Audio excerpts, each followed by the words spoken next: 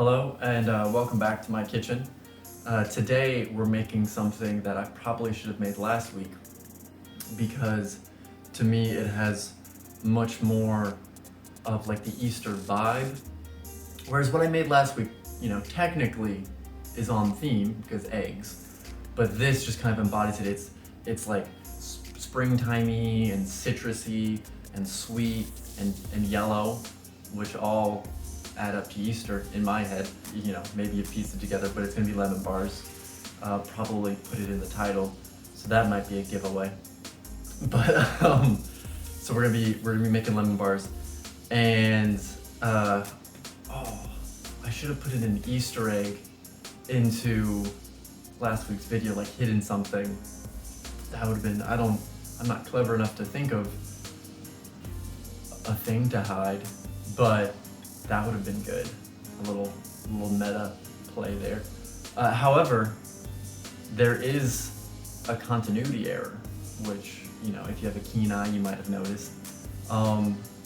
So if you're bored, you can try and spot that. It was very blatant to me. I was annoyed with myself while I was editing, because, spoiler alert, things were not filmed in the order that they were presented in. And there is something present that I'm like, why is that there? And then I was just like, that shouldn't have been there for when.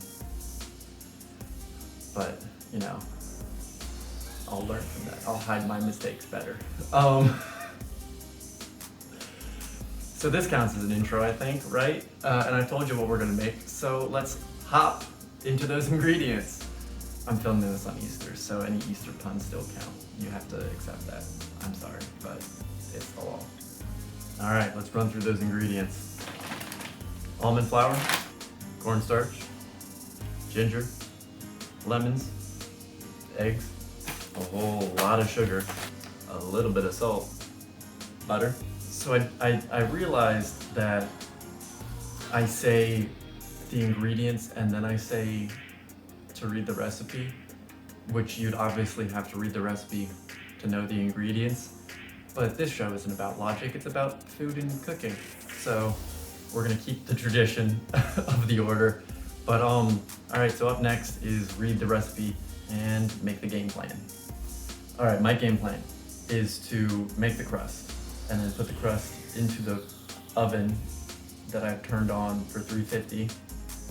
Because I definitely didn't just remember that step. And so then let that bake, and then while that's baking, make the filling, which hopefully that kind of syncs up with time, and then take the pre-baked crust out, put the filling in, bake again until the filling is set, take out, let it cool, and then cut and enjoy. I don't think I missed anything. I think that's all the steps. First up is the crust, and granted I'm using almond flour because I can't, eat normal people flour. And so if you have like a nut allergy, I mean, easiest thing, just find a similar but different recipe. Or I'm sure, because I'm pulling this from King Arthur, and they probably have a non-gluten-free version of lemon bars, which probably is just normal flour. It's essentially shortbread is what I'm making for the crust.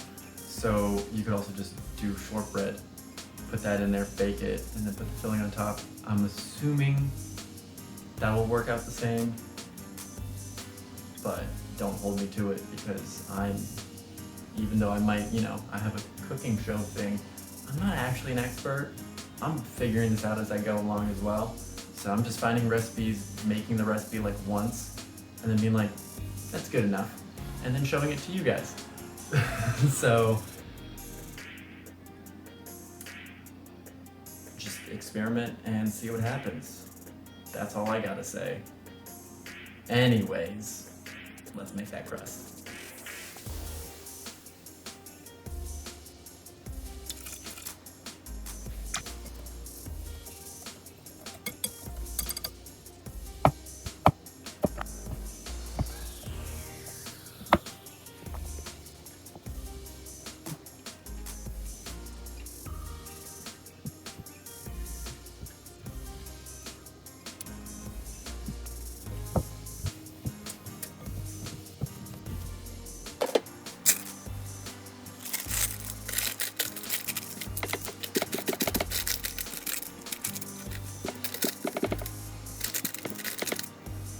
next is the filling. And before hopping into that, the only kind of tip I'll give you is the recipe says ginger is optional, which I like ginger, so I'm gonna put it in. But for the ginger, you have to take the skin off before dicing it. And I've seen things online with like, oh, just use a spoon and you kind of just scrape it off, which I'm guessing those tips are if you don't have a vegetable peeler, because I found that using a vegetable peeler and just peeling the skin off like you would anything else works really well. So I'm not 100% sure on where that tip is coming from, but if you're gonna put the ginger in there, just use a vegetable peeler to take the skin off, and you should be good to go.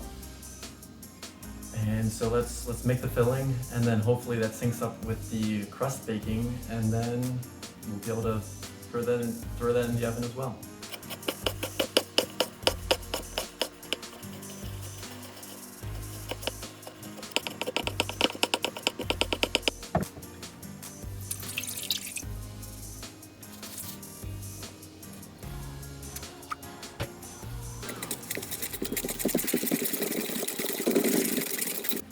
All right, so the crust finished and I put the filling in, and now I'm just gonna throw it in the oven once more, and then we're gonna have lemon squares. So here is, well, I gotta wait for the camera to adjust. Here's the final product. It's not the prettiest thing, but you know, once I let it cool, cut it up, put some powdered sugar on top, it's gonna look amazing, it's gonna taste amazing, it's gonna be amazing. That being said, I could have just waited for it to cool and then show you, but I figure I can do some marketing and force you to go to my I have an Instagram account that I also made for this YouTube channel, and I don't post a lot to it, so I figured me telling you about it will force me to become a responsible Instagram owner and post more content to it. So I'll post a picture of the final cut up square on there, and hopefully it lives up to all your expectations. And I'm gonna try and put the username right here, and hopefully it can be like some like magical text that like appears, but it probably won't. It'll probably just pop into existence for like 5 seconds and then go away. But it's the same name, so it should be easy to find. But before I leave you, one little extra nugget of wisdom that I have, because you'll be putting powdered sugar on top. And for the longest time, I did not own like a, what is it? I think it's like a fine mesh strainer, whatever those are, I don't know, the thing. I didn't own one of those. So like applying like powdered sugar or something like that, you have to kind of sprinkle on top without sprinkling. The way that I got around doing that was by, if you've ever been gifted a teapot that has a tea leaf strainer kind of in it, you can use this, put a little bit of powdered sugar in there, and then just kind of shake it, and you'll get powdered sugar snow all over the place. And you don't need to buy one of the big bulky things just for that. I mean, or I guess you could just scoop powdered sugar on top, but I feel like that would be a lot of sugar. Maybe I just don't like that much sugar. I don't know. You tell me.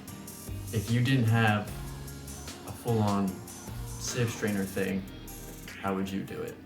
What would you MacGyver together to complete the task? And on that note, bye Mom. Still not dead. See ya.